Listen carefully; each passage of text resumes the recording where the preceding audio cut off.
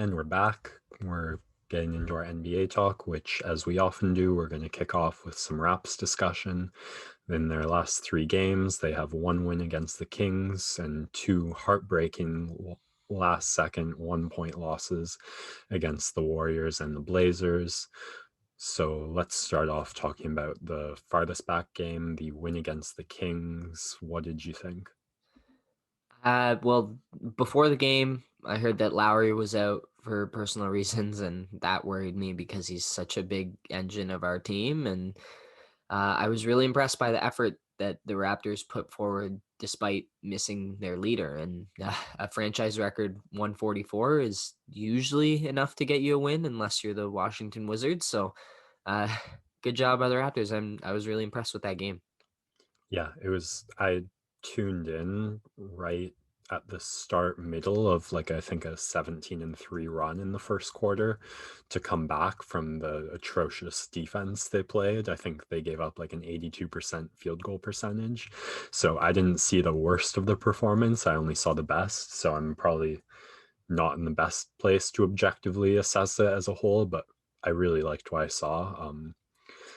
They just the Kings were in such an offensive, guns blazing mode that I really liked the decision or the way the game flow went with the Raptors. Like, okay, we'll just match you like firepower for firepower. Let's see who runs out first.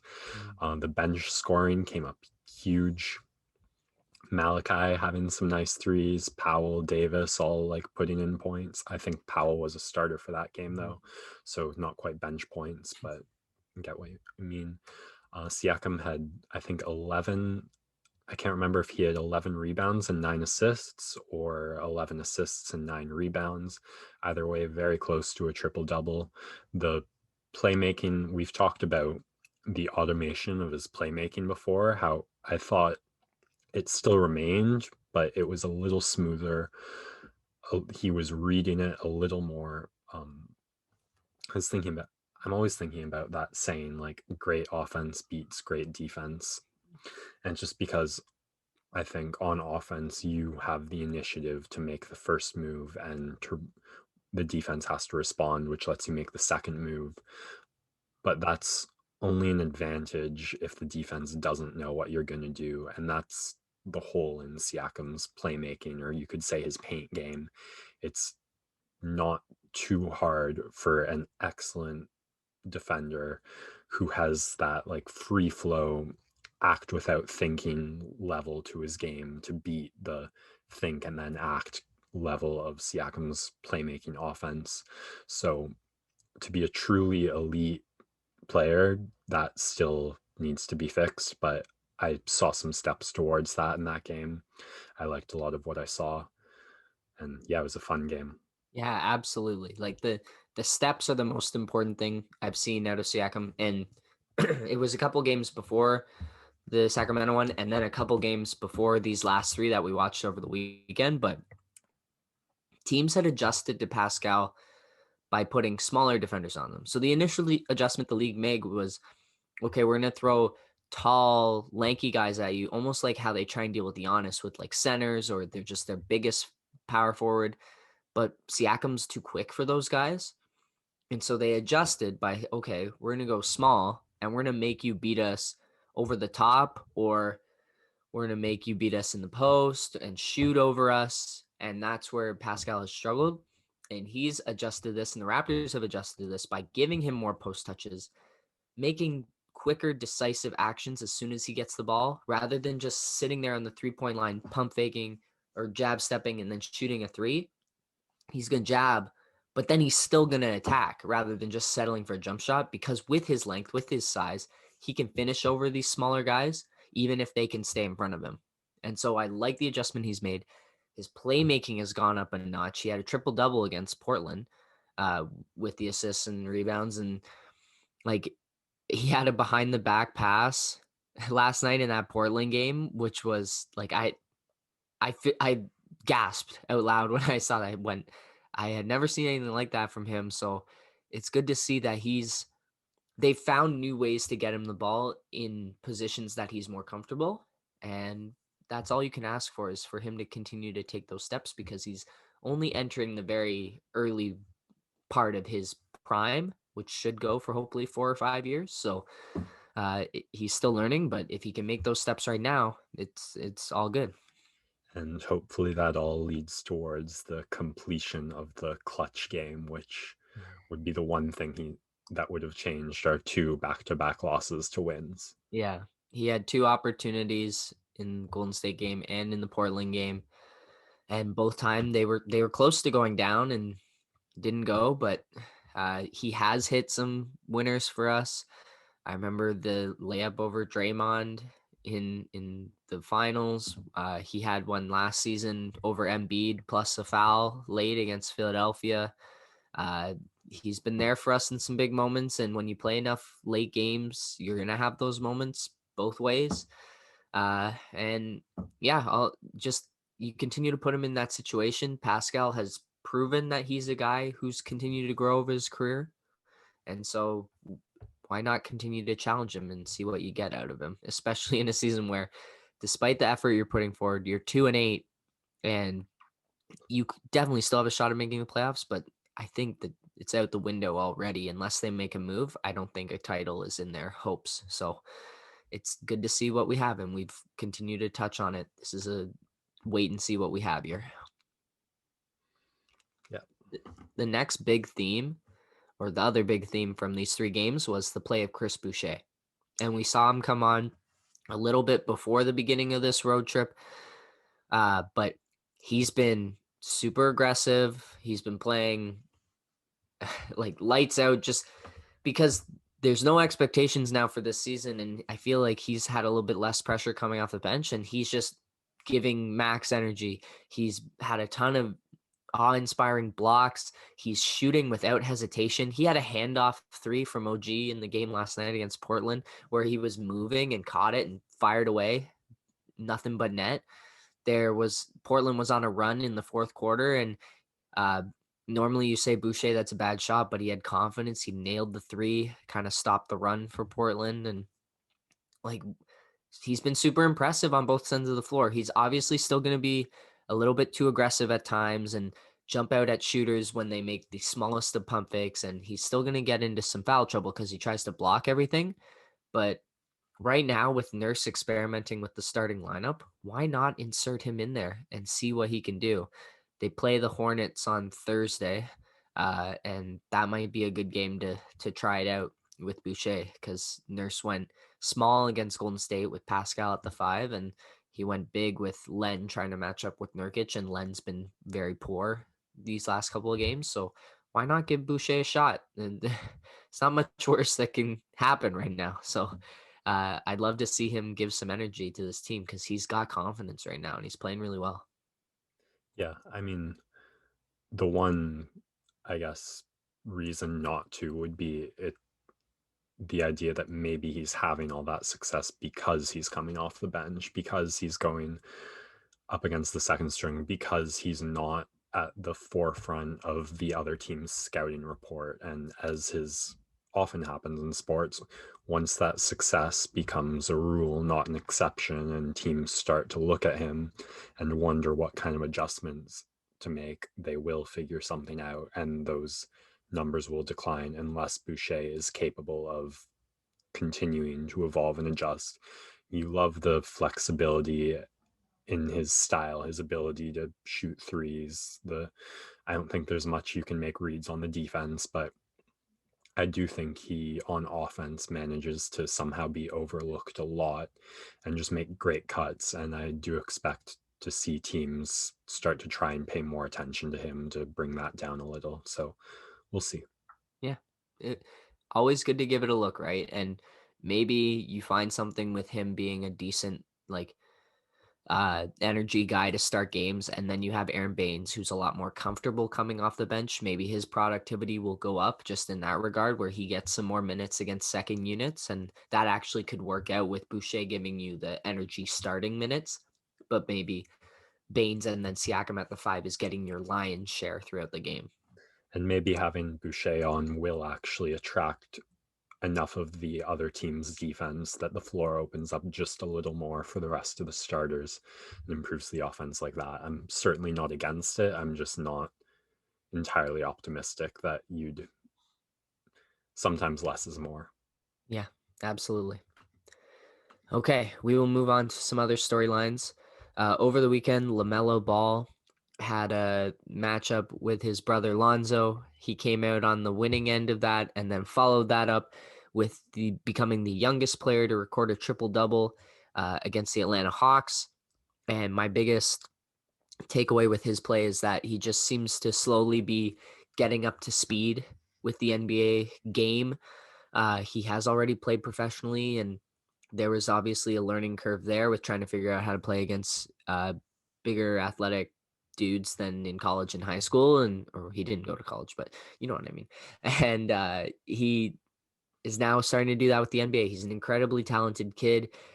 The playmaking and the size allows him to see the floor, and just kind of had in my draft preview, I talked about all the tools that he had to make him a great player, and he's starting to put things together. And when you rebound and pass like he does, if the offense comes, then he's a complete player. And it looks like he's having fun out there.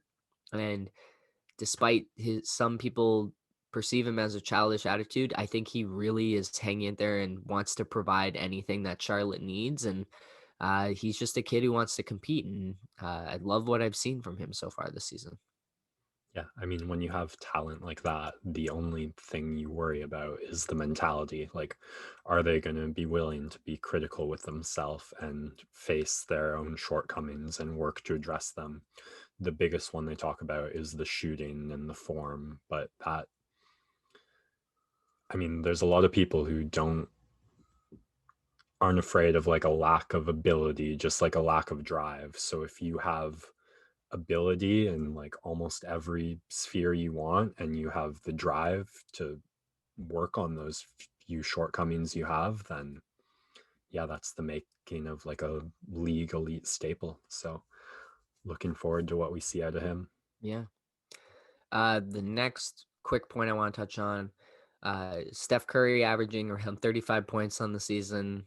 He's been excellent, but the biggest thing with the Warriors that I've seen is since Draymond Green has returned, they've been 4-2, and Draymond's averaging only like 5 ish of each, like points, rebounds, assists. But you can just see how this team is so different. And what I said about someone who can get the team into their offense and make passes and direct traffic that isn't Curry, because Curry is so fabulous on the ball, but he's even better off the ball, getting teams to scramble and take their attention off the ball, and then someone can drive in or make a backdoor cut based off of what he's doing. And Draymond's the guy who's been able to find them. Draymond will sit up at the top of the arc, direct traffic. He'll throw an alley-oop if Wiseman gets a slip screen on trying to perform a down screen for Curry, or he'll hit Curry for three. He's just, that veteran presence is really, really important, and he's been playing solid defense.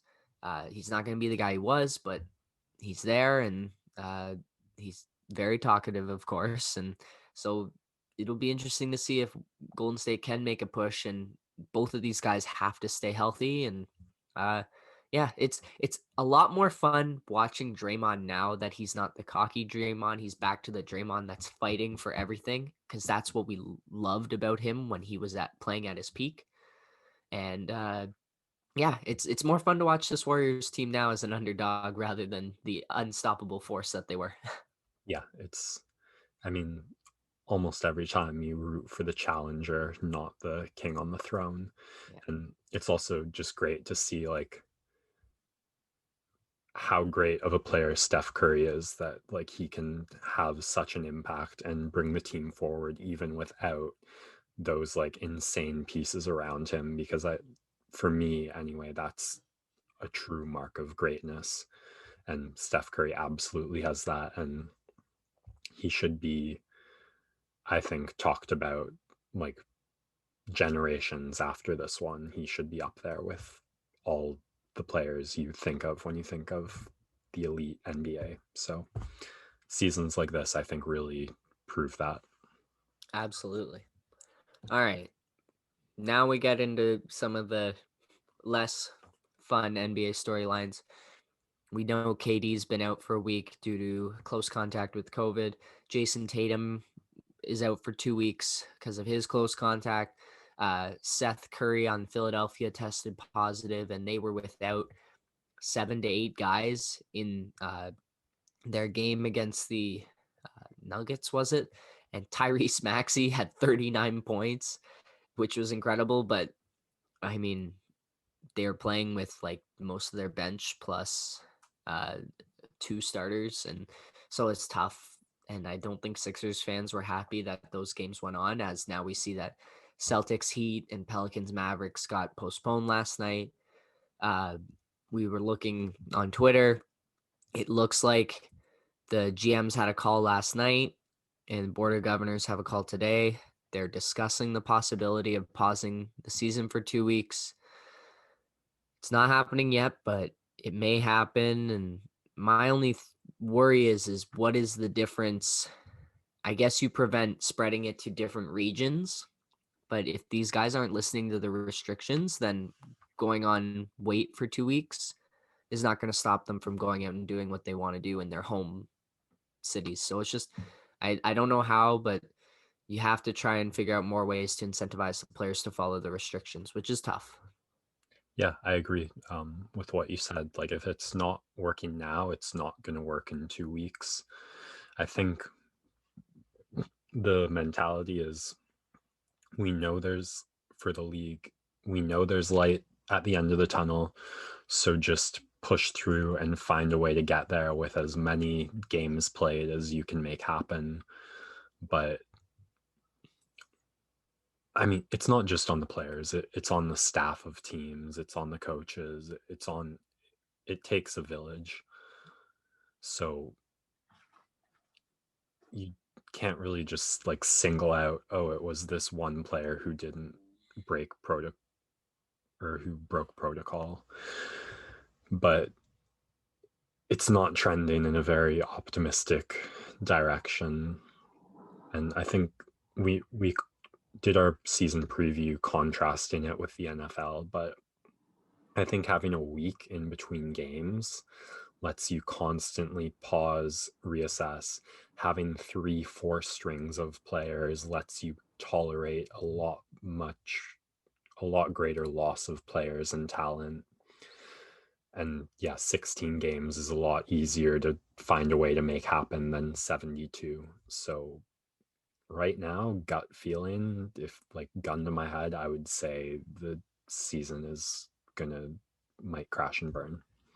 Yeah. And who knows, maybe I don't know how deep they want to push it. They really want to get it done before August because that's kind of the dead period for TV and consumption by individuals, but they may have to push it and wait until there's a vaccine readily available for everyone. And yeah, who knows? They're going to have to forge through. If they have to bubble for the last bit of the season, I don't know if players will be for that. Yeah, it's up in the air. It's really like I have no idea what will happen, and so it's something to keep watching. And part of the league has an opportunity now, moving on to our last segment, to try and redirect what we were talking about in terms of player behavior a little with the investigation they're launching into what exactly is going on with Kyrie Irving. Here are the facts. He has missed 3 games so far, is supposed to miss the 4th game, or is going to miss a 4th game tonight, and a 5th and 6th game, according to the sources. There is no clear reason put forth yet as to what has caused this absence. There's some speculation based on, I think, comments from Kevin Durant and others about praying for him that it might have something to do with a family member. But a video that emerged yesterday of him partying with his sister puts a bit of doubt on that, because his sister's 30th birthday is today. There was a cake with 30 on it. The nightclub had AI. her initials with XXX Roman numerals for 30. And the video is full of blatant COVID violations. So that's kind of why I wanted to focus on just we're talking about player behavior mattering for whether the season happens or not. The league and the Nets have an example or have an opportunity to make an example of what they expect from their players. Yeah. I expect a pretty hefty fine because it seems like Kyrie loves getting fined by the NBA. All right, that wraps things up here for NBA talk. But we will get to the moment you've all been listening for, the NHL preview, up next. We'll take a quick break.